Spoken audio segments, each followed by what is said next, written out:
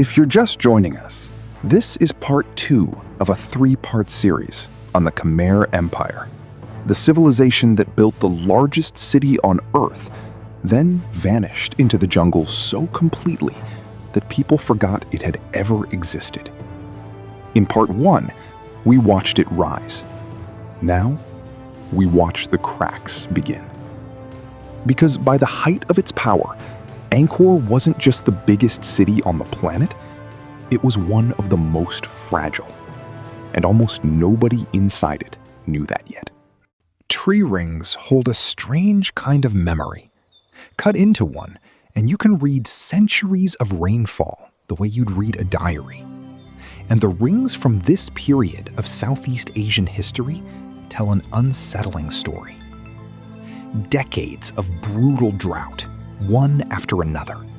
Then, almost without warning, monsoons violent enough to overwhelm even Angkor's celebrated canals. The same canals that had made this empire the envy of the region for 400 years.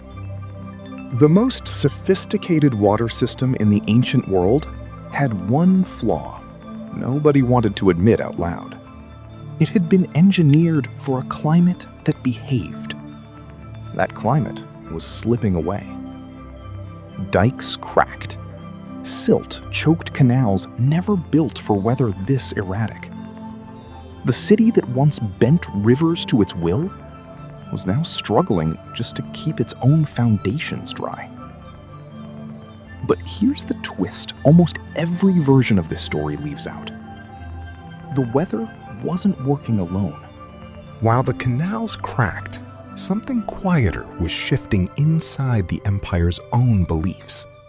For centuries, Khmer kings had ruled as living gods, worshipped through towering Hindu temples built in their own image, every stone a reminder of who was chosen by heaven to rule.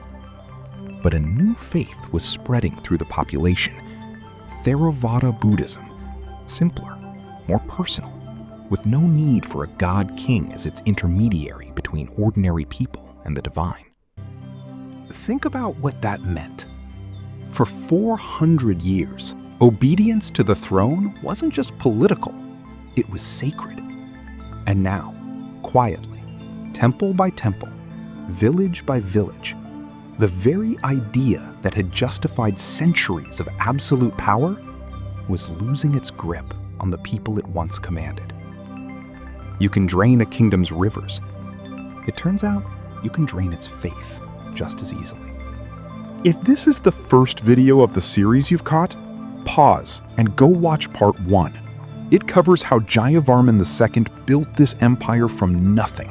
And it'll make everything in this episode hit twice as hard. And if you're already caught up, subscribe now, because part 3 is where this story reaches its breaking point, and you will not want to miss how it ends. All right, third wound. At the same time the sky was turning and the temples were emptying, the world's trade routes were quietly moving without Angkor's permission. Merchant ships across Southeast Asia increasingly favored coastal ports over the long, difficult river journey inland to the capital. And wealth, like water, follows the path of least resistance. Every ship that chose a coastal port instead of the Angkor route was one more crack in an economy that had never needed to compete for relevance before.